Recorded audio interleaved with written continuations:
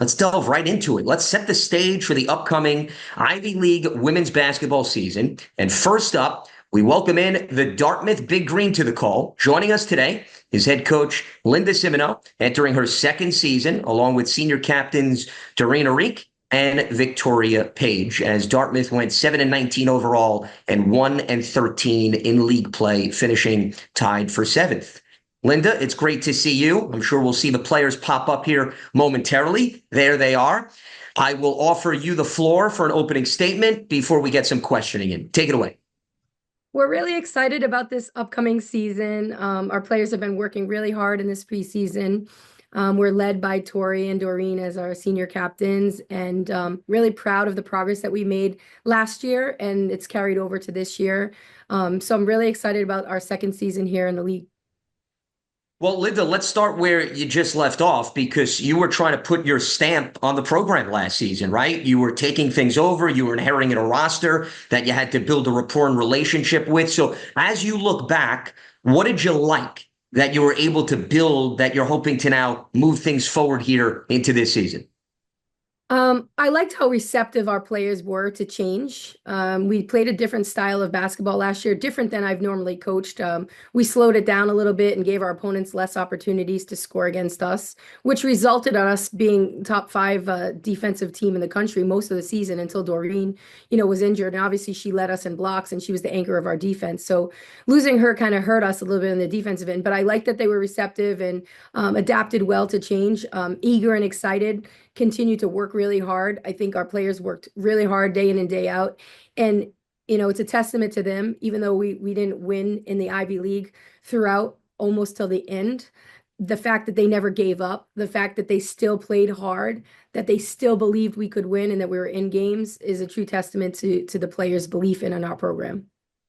Just to emphasize your point, Linda, second in the league in scoring defense. You allowed 58 points per game, and 11 of the 14 league games that you played in, you wound up scoring less than 50 points. But you walked away with a win, as you mentioned, 48-44 against Cornell. Now, a lot of people from the outside would see that score and say, I don't know if that brand of basketball can work moving forward, but you were effective in that regard. So how do you now transform from that keep away aspect, I guess I'll call it for the lack of a better phrase, to now increase the scoring to maybe pick up the pace this season? Yeah, it was our strategy and it was our game plan. And so we effectively executed our game plan where we wanted to. So I think going forward now, we've got some people that can play multiple positions. We brought in 6 newcomers. We have a young point guard that's really going to help us, and she can create off the bounce and she can shoot from deep range. And we're able to move our point guard from last year to the wing, which is probably her natural position. And then we've got a nice inside presence from another newcomer. So I think that just putting everything together, Doreen and Tori are a year older. They've been great leaders for us. And then other players just stepping up. And, once you see the ball go through the hoop and practice a little bit, you get some more confidence and you get some more belief and excitement. And I think going forward, that's what's going to happen with our program. On a related note to that, Linda, how much does it help that you do return 4 of your top 5 scorers? You've got Claire Meyer, you got Victoria Page who's with us, Nina Minikazi, and Doreen Arique. You only lost Mia Curtis in terms of that top 5. So from a continuity standpoint, how beneficial is that? I challenge anybody in saying that we have one of the top front courts in the league. I mean, Doreen and Claire inside, along with a newcomer, Olivia Austin. Claire continued to grow and develop throughout the season last year. And once she clicks on all cylinders and starts scoring, we now have guards that can really get her the ball in good position. So I think she's going to be a very, very good weapon for us down inside. And I think just the experience, right? So these seniors, they haven't won a lot of games, right? They've won 12 games in their career. And so now they started to win a little bit last year, not a lot, but a little bit, and every little bit counts towards progress. And I think that we're continuing to make strides. Change is uncomfortable for people, right? When you change an offense or you change a defense, and these young women have really bought into our system and our program, and they're continuing to work hard, and they're gonna fight this year for wins. You also have your top 5 rebounders returning too, which I think plays right into the identity of your team last season, which was built from the defensive side. I'm curious because you've coached a variety of different teams. How hard is it to get players to buy into defense as opposed to offense? And why do you think that worked effectively last season, just in terms of the mental approach for your team? Well, when you have an anchor like Doreen and you have a big front court presence, and then we had some guards that would really get after it, it helps. I mean, Doreen led the league in blocks. She was the top rebounder in the league. And then we have another person coming in this year that's going to be doing the same thing for us. I think that, they trusted us. I think we lead with passion. And I think when you lead with passion and you lead with love and trust, I think the players could receive that and they bought into that and then they trusted us and then they just went out and did it. Defense isn't always fun, right? It's hard, it's challenging, but at the same time, you can have success with defense, even if you're not the best offensive player, you're not the best skilled player. You can have a great defensive day when you have a poor offensive day, and I think that the players realize that by hard work and just rebounding. And we go hard in practice. We led the country in least amount of fouls committed per a game because we call them out in practice on fouls. We try to teach defense the right way. And I think that showed last year in our program. In terms of gearing up for the upcoming Ivy League schedule, you can't overlook what you have on the non-conference slate. You have a game against Syracuse, who was an NCAA tournament team last season, then a game against Vermont as well, who made a run in the WNIT. What do those two games in particular, Lynn, do you think do for you in terms of setting the tone for what lies ahead in league play? Well, we've always challenged ourselves with a tough non-conference schedule. I mean, some of these games I didn't have the luxury of scheduling. However, that Syracuse game, Coach Jack is a friend of mine. We were out recruiting in Madrid together. We talked about playing each other. And I saw her this summer and she says, I'm a little nervous that you guys are going to come in and beat us. And I said, well, we don't ever schedule a game thinking we're going to lose. I don't care who we're playing. We're going to walk into the gym and we're going to hold our heads high and we're going to fight till the end. And we think that we can win every game that we play. Now realistically, those games are going to help prepare us for our really tough conference schedule. Going forward, Vermont is a local rivalry. It's an hour and a half down the street, and they have a really good program and Albany as well. I mean, I'll throw Albany in that group. They're always an NCAA team as well. So I think our players are excited. I think they're excited to play in the Carrier Dome at Syracuse. But we've challenged ourselves with our D plan and our odd scheduling. We go with the terms. We have to put a lot of games in a short amount of time in December because we have finals in November. So our players now learn how to play back to back or every other day, and we don't make excuses. We just get it done, and we can control what we can control. And I think in our non-conference schedule, we've set it up in a way that it's going to make us tired and learn how to push through that tiredness. And then when we get to conference play, we're ready to go. Which makes sense considering you're still exposing yourself to some back-to-back games once Ivy League play comes about. So it's a smooth transition from that standpoint. Linda, I certainly appreciate the time and the insight. We'll likely circle back to you, but I want to bring the players into the conversation as well as we speak with Doreen as well as Victoria. And Victoria, let's start with you. Second leading scorer last season. You set career highs also in rebounds and steals. When you reflect back on last season, how did you go about elevating your game and where do you see your ceiling coming into this year? Well, I don't know if I necessarily see a ceiling. I think I want to keep pushing to kind of whatever Coach Sim expects of me. And I appreciate that not only her, but the rest of the coaching staff kind of see the potential that I have even just within this year. So I know she's probably really happy to hear the rebounds and steals kind of grew. Definitely looking to, more on the scoring front and being aggressive that way. But like she said, like defense is our thing. And, I find a lot of joy in that. And when I'm doing good, offense can flow better with that. So just looking to lead that way. Well, I want to reflect on your last statement because you don't necessarily always hear every player say defense is fun. I think, at least from my standpoint, not that we're here to talk about my basketball career, I think you have to have a passion and desire. And I think Doreen can relate to that, having nodded her head. So why do you find passion and joy, Victoria, on the defensive side of the ball? And why do you think other players bought in last season? Well, I think for me, it's always been a way to get me out of my own head. It's a selfless thing. Doreen always speaks about effort. Like you're playing with four other people on the court, so being able to be selfless, help someone out, whether it's in help or help the help or whatever it is. It's truly having that team component, not thinking about getting my own shot. Like I'm helping somebody else in this sense. So, and thinking about somebody else. So it's given that next play mentality and kind of moving on to the next. Like I said, Doreen's been a big help with that. Like Coach says she's the anchor, and she really is. And having someone like that behind you, I mean, she's easily our best communicator on our team. And whether she's, on or off the court right now. She's led in so many ways, especially defensively. Well, and let's reflect on that because Doreen led the team in rebounds and blocks, led the Ivy League actually in swats. And the other thing that jumped out to me, Doreen, and I'm curious for you to look back at last season, you appeared in only 2 games as a sophomore, 17 games last season as a junior. So the volume of games clearly increased. And you had played a lot your first year, just for our audience to understand. But what was different about last season, maybe compared to the previous 2 years, that everything seemed to click for you, specifically from a defensive approach?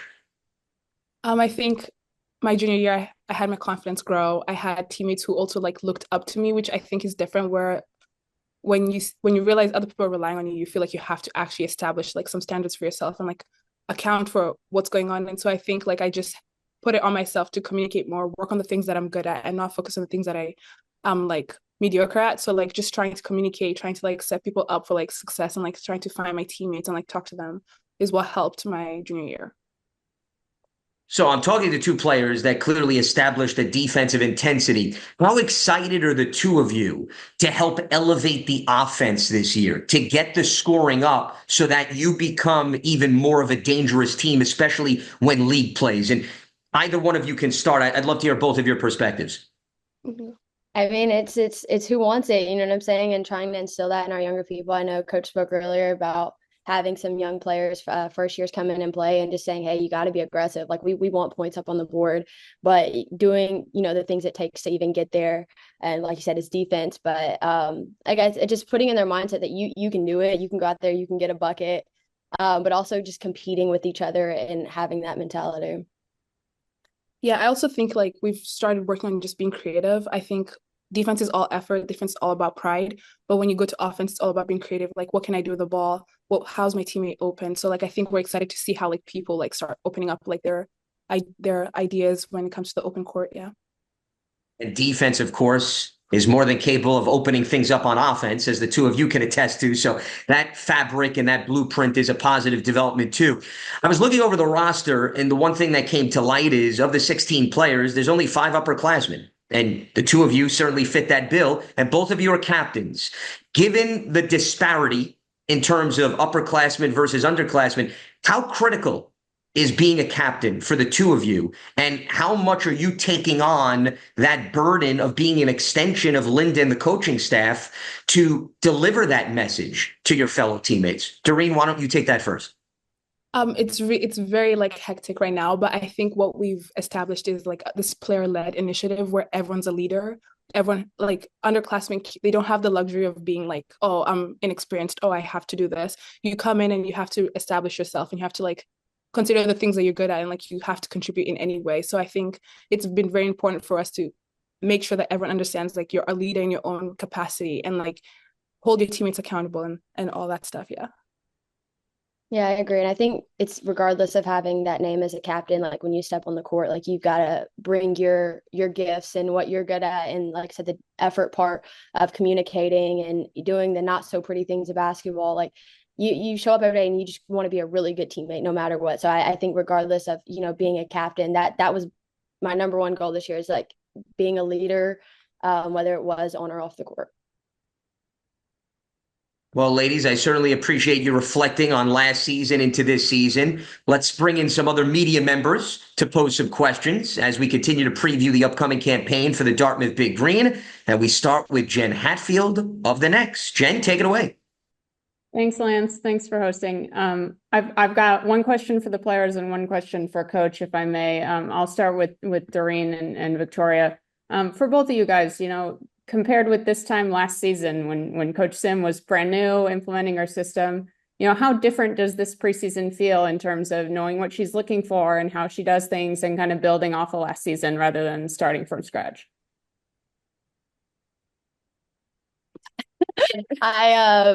I know most definitely it's good to be back on the court and remember things. And she's like, okay, I need you to step out. If you know it, you know it. In that sense, it's more comforting stepping into a season when you have somewhat of a foundation and knowledge of, what your coach is trying to teach. And I think overall off of last year coming into this, I was optimistic last year having Coach Sim, but now having that year, trusting her, relying on her, I'm really excited what we can do this year, but what she's able to build like in the years coming. Yeah, I think it's really exciting, like having, like as Tori said, like being already aware of the things that are expected of you and just like building on top of that and like having like the freshman buy-in and like working towards like a more fast-paced game has been really exciting for us. Yeah. And coach, for you, I wanted to ask you real quick about two players who aren't on this call, Nina and Claire. Can you talk about, kind of the improvements you've seen from both of them and what we should expect out of them this season?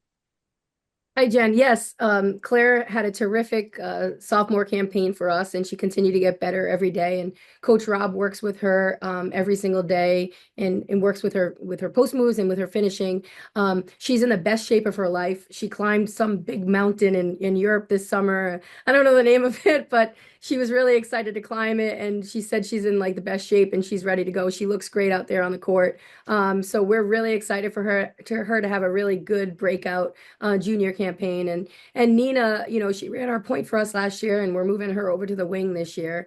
And we've taken some pressure off of her. She doesn't have to really run the offense or take care of the ball for us. She's just going to be a shooter for us, and I think that is a huge relief for her. She's gotten in the gym a lot. Her shot looks fantastic. Her range is growing, and so I'm really excited for her because she's worked hard, and I feel like she's having a lot more fun playing the game at the wing with a little bit less pressure. So I think going forward, that's going to help our program. Thanks, Jen. Appreciate it. Let's go to Steve Silverman of Ivy Hoops Online. Steve. Thanks, Lance, and thanks to Coach and the players for being here today. My question is for Coach Sim and the players, probably a little more for Doreen. But just if you could talk a little bit about the importance of playing a physical game in the Ivy League today and in women's basketball today. Sometimes it seems like the Ivy League is given more credit for being a guard-centric league. But Coach, you talked about how you think you have one of the top front courts in the league. And so could you just talk a little bit, and maybe Doreen as well, about how important it is to play a physical game today and how physicality compares in the Ivy League to other conferences? Thank you. Thank you. I think the physicality is there. I also think that we have really smart players that know how to use their bodies correctly on the court without getting called for fouls. I think there's a big difference between being physical and being smart and physical on the court. And I think that that's one thing that we really stress and practice with our players is, the physicality, making sure that they play hard, they are tough, but also we sometimes practice fouling and playing hard as if we're playing on the court where we're not getting foul calls against us, and we have to be strong with the ball, and we'll literally go up and down the court like hacking our guards so that they're strong with the ball. And I think that's an important exercise that we do in practice, but we do emphasize playing hard without fouling and being physical. We have some tall players. Not our guards might be a little on the smaller side, but it's the size of the heart out there, and the physicality is just playing smart and using their body in a smart way. And I think Doreen, I'll throw you the pass right now for you to finish that, but I think Doreen does a good job with that as well, especially Claire as well.